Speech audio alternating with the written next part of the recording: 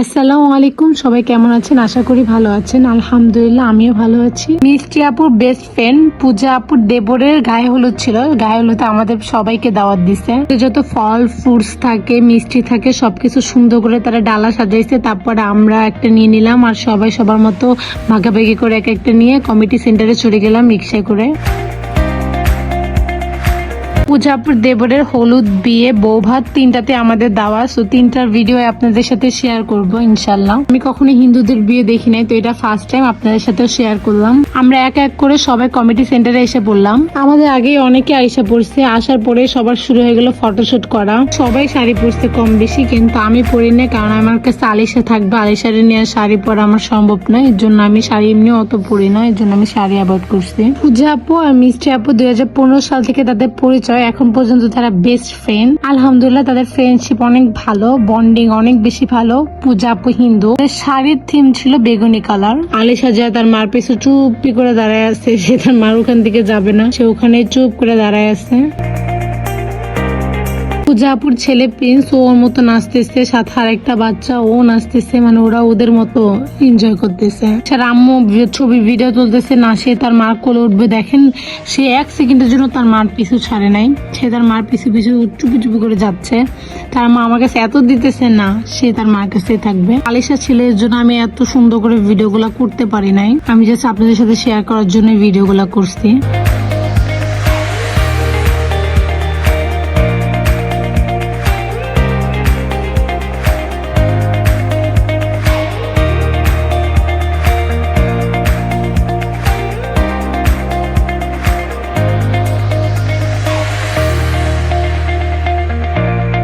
দুজন মিলে এখন একটু নাচলো, নাচার পরে এখন তাদের অনুষ্ঠান শুরু হয়ে গেল।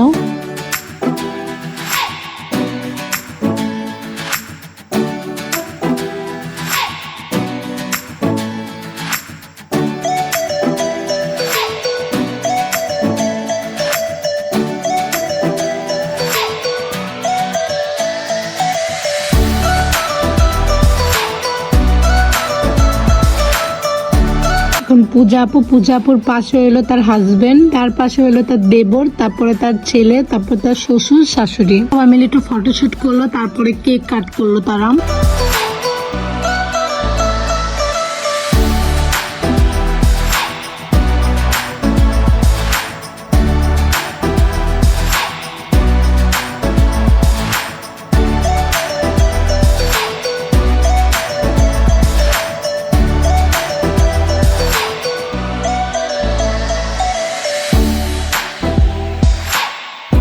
শেষ, এখন তার আশীর্বাদ করে, মেবি এটাকে আশীর্বাদ বলে।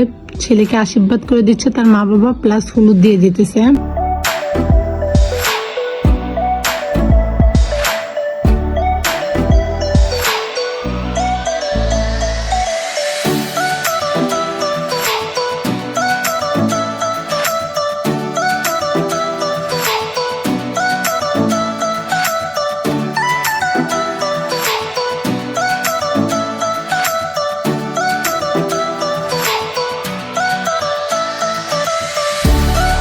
পূজা আপু আর ভাইয়া এখন হলুদ দিয়ে দিল।